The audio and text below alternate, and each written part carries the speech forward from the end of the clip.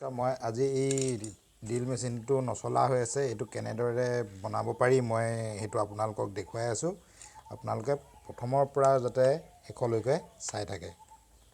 মই ইয়াৰ প্ৰথম ওপৰত 3টা নট স্ক্ৰু আছে, সেইকেইটা মই খুলি লৈছোঁ।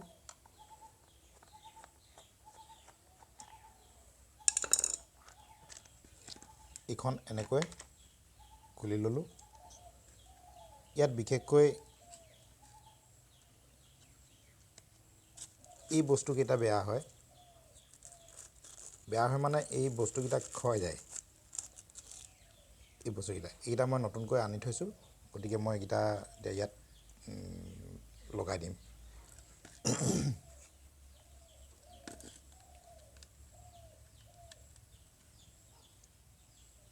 এইটো ইয়াত এনেকৈ সোমাই থাকে আৰু এইটো দেখিছে, এইটো এনেকৈ খুলিব পাৰে। ইয়াত এইটো চফা হৈ থাকিব লাগে যাতে কাৰেণ্টটো ভালকৈ পায়। দুফালে 2টা থাকে, এইটো এটা, এইটোকো মই উলিয়াই ল'লোঁ। এইটো বস্তু এনেকৈ সোমাই থাকে। এতিয়া মই নতুনকেইটা লগাই দিম।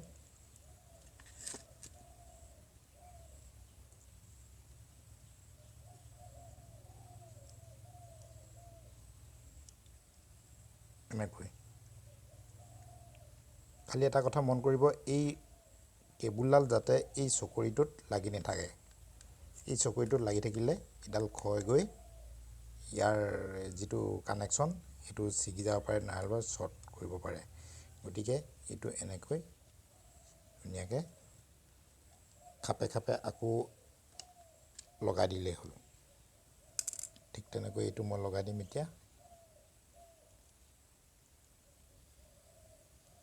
এইটো বস্তু আপোনালোকে ওচৰৰ ইলেক্ট্ৰিক দোকানতে পাব, খালি চাইজটো লৈ গ'লেই হ'ল।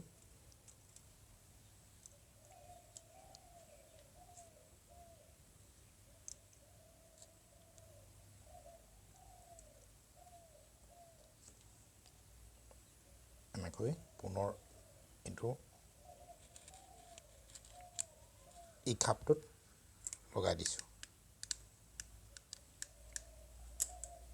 এই প্ৰায় হৈয়ে গৈছে, তো এতিয়া মই ঢাকনটো লগাই দিম।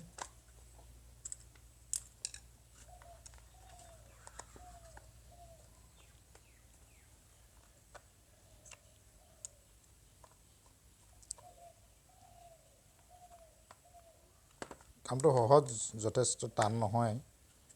আপোনালোকে এবাৰ ভালকৈ চালে বুজি পাব। এয়া মোৰ প্ৰায় হৈ গৈছে।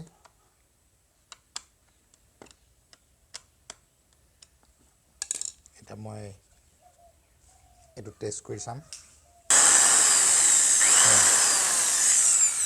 এইটো আপোনালোকে সহজে ঘৰতে এনেকৈ ঠিক কৰি ল'ব পাৰিব।